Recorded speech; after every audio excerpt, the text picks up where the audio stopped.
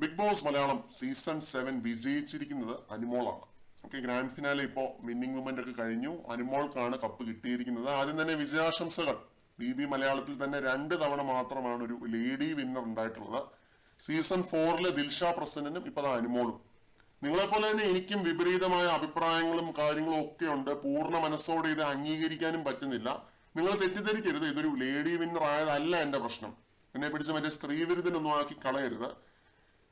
With all due respect ഞാൻ പറയുകയാണ്, deserving ആയിട്ടുള്ള ഒരു വിന്നർ ആയിട്ട് ഒരിക്കലും എനിക്ക് അനുമോളെ തോന്നിയിട്ടില്ല. അതിന് പ്രധാന കാരണം, ഒരാൾ ഒരു ബിഗ് ബോസ് വിന്നർ ആകുന്ന സാഹചര്യത്തിൽ അല്ലെങ്കിൽ വിന്നർ ആയിട്ട് ഒരാളെ ഡിക്ലെയർ ചെയ്യുന്ന സമയത്ത് പിന്നെ വരുന്ന ചർച്ച എന്ന് പറയുന്നത് എന്ത് ഗെയിമാണ് ഇയാൾ അവിടെ കളിച്ചത്, ഈ വിജയിച്ച ആൾ അവിടെ കളിച്ചത് എന്ത് തരത്തിലുള്ള ഗെയിമാണ്, എന്ത് സ്ട്രാറ്റജീസ് ഒക്കെ മെനഞ്ഞെടുത്ത് എങ്ങനെയാണ് പ്രേക്ഷകരുടെ ഹൃദയങ്ങളിൽ കയറി കൂടിയത്.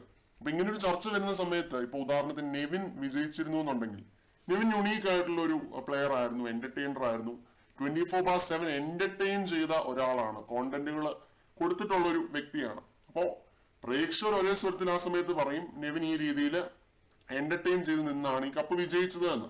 ഇനി അതേസമയം അനീഷ് ജയിച്ചിരുന്നുവെങ്കിൽ പ്രേക്ഷകർ പറഞ്ഞേനെ ഒരു സിനിമയിൽ നായക കഥാപാത്രം മാറുന്നത് പോലെ സീസണിന്റെ അവസാനം പോസിറ്റീവായ ഒരു മാറ്റം ഇദ്ദേഹത്തിന് ഉണ്ടായി. അത് പ്രേക്ഷകർക്ക് ഇഷ്ടപ്പെട്ടു. യുണീക്ക് ആയിട്ടുള്ള ഒരു മനുഷ്യനാണ്. സാധാരണക്കാരുടെ പൾസ് അറിഞ്ഞ് മൈൻഡ് ഗെയിം കളിച്ച് മുന്നേറിയ ഒരാളായിരുന്നു അനീഷ്. അപ്പൊ ഞാൻ ഇപ്പോഴും പറയുന്നു, അനീഷ് ആൻഡ് നെവിൻ നിങ്ങൾ രണ്ടുപേരും പൊളിയാണ്. നിങ്ങളത് കാണുന്നുണ്ടെങ്കിൽ രണ്ടുപേരും പൊളിയാണ്. കുറച്ചേറെ അനീഷേട്ടനെ ഞാൻ പറയുകയാണ്, കാരണം നമ്മൾ ഏറ്റവും അധികം നെഞ്ചിലേറ്റിയതും സപ്പോർട്ട് ചെയ്തതും അനീഷേട്ടനെയാണ്. ഇനി നിങ്ങളെപ്പോലുള്ള 2 മത്സരാർത്ഥികള്, മണിമുത്തുകള് ഒരു സീസണിലും വരില്ല എന്നാണ് ഞാൻ വിശ്വസിക്കുന്നത്. നിങ്ങളെപ്പോലുള്ള 2 മനുഷ്യരെ ഞങ്ങളുടെ മുമ്പിലേക്ക് എത്തിച്ച ബിഗ് ബോസിന് ഒരുപാട് നന്ദി. അതേപോലെ തന്നെ അക്ബർ ഒട്ടും മോശമല്ല, ഷാനവാസ് ഒട്ടും മോശമല്ല. നിങ്ങൾ 4 പേരെയും പോലുള്ള മണിമുത്തുകൾ ഒരു സീസണിലും വരില്ല. ഞാൻ അക്ബറിനെ ഷാനവാസിനെയും പറയാതിരുന്നതിന് കാരണം അവരെ പോലുള്ള പാറ്റേൺ ഗെയിം കളിച്ചിട്ടുള്ള ഒരുപാട് പേരുണ്ടായിട്ടുണ്ട് ഇതിനു മുമ്പും. അപ്പൊ അതുകൊണ്ടാണ് ഞാൻ അനീഷിനെയും നെവിനെയും എടുത്തു പറഞ്ഞത്. അപ്പൊ ഇനി ഇവരെ പോലുള്ള കണ്ടസ്റ്റൻസിന് ഒരു സീസണിലും വരത്തില്ല എന്ന് ഞാൻ തറപ്പിച്ച് തന്നെ പറയുകയാണ്. അപ്പോ അനുമോൾ എന്ന കണ്ടസ്റ്റന്റിനെ സപ്പോർട്ട് ചെയ്ത് വിന്നറാക്കിയത് നിങ്ങൾ എന്ത് കണ്ടിട്ടാണെന്നാണ് എനിക്ക് പ്രേക്ഷകരോട് ചോദിക്കാനുള്ളത്. ഇത് പ്രേക്ഷകരുടെ വിധിയാണെങ്കിൽ എനിക്ക് പ്രേക്ഷകരോട് ചോദിക്കാനുള്ളത്, എന്ത് കണ്ടിട്ടാണ് വിന്നറാക്കിയത്? തുടക്കത്തിൽ ഞാനും ഒരുപാട് സപ്പോർട്ട് ചെയ്തിട്ടുണ്ട്. അതൊക്കെ ഇവിടെ കിടപ്പുണ്ട്, നിങ്ങൾക്ക് വേണേൽ പോയി എടുത്ത് നോക്കാം. ഇത് PR ചാനലാണ്, ഫാൻസ് ചാനലാണെന്നൊക്കെ പറയുന്നവർ അതൊക്കെ പോയി എടുത്ത് കാണുക.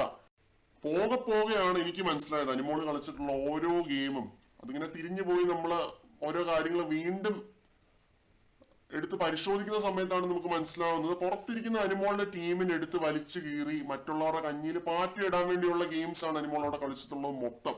അപ്പൊ സദാചാരവും കണ്ണീരും അഭിനയവും പിന്നെ ഒരു ലോഡ് ഡ്രാമയും, ഇതായിരുന്നു അനുമോളുടെ ഗെയിമിനെ പറ്റിയുള്ള ആത്മാർത്ഥമായിട്ടുള്ള എന്റെ അഭിപ്രായം. കുറച്ച് വാക്കുകളിൽ അനുമോളുടെ ഗെയിം എന്തായിരുന്നു എന്ന് ചോദിച്ചു കഴിഞ്ഞാല്, സദാചാരം, കണ്ണീര്, അഭിനയം, ഡ്രാമ, ഇത്രയുമാണ്. ഈ 4-5 വാക്കുകളിലുണ്ട് അനുമോളുടെ ഗെയിം എന്തായിരുന്നു എന്നുള്ളത്.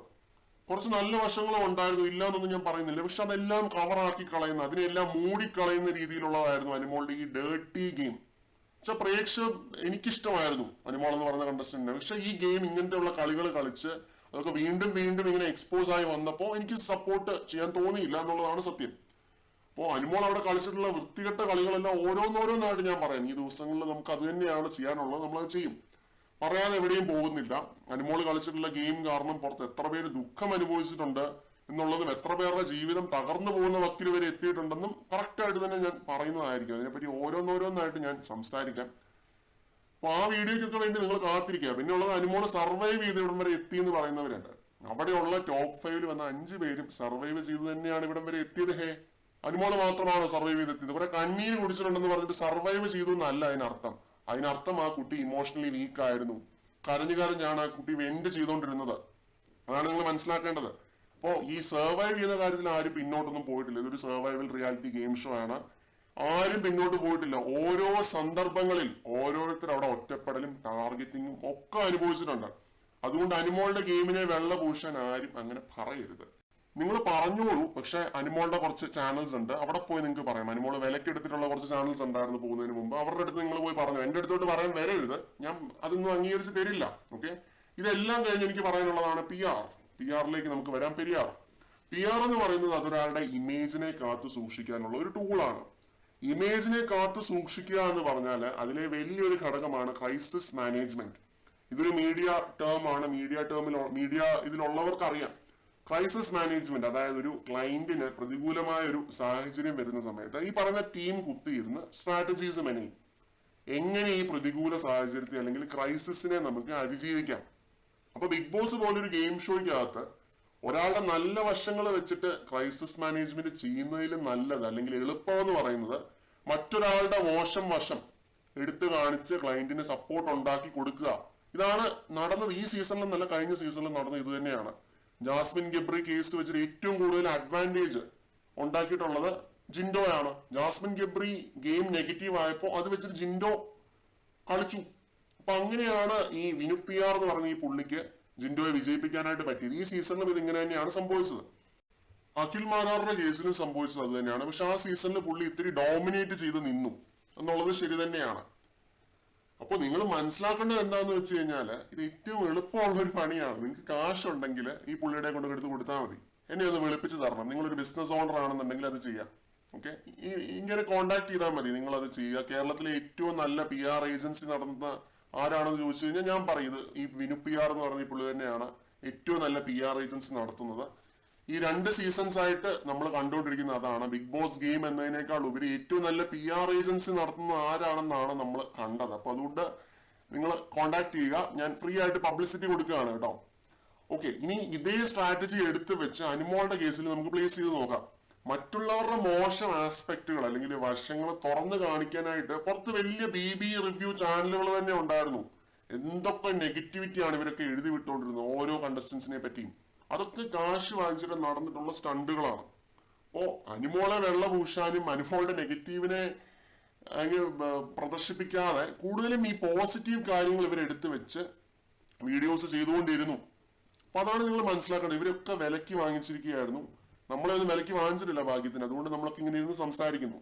അപ്പോ നെഗറ്റീവിനേക്കാൾ കൂടുതൽ അനുമോൾക്ക് പോസിറ്റീവ് വരാനുള്ള ഒരു കാരണം എന്ന് പറഞ്ഞാൽ ഇങ്ങനെയുള്ള സ്റ്റണ്ടുകളാണ്. പിന്നെ ഈ റീ എൻട്രീസ് ഒരു വലിയ ഘടകമായിരുന്നു.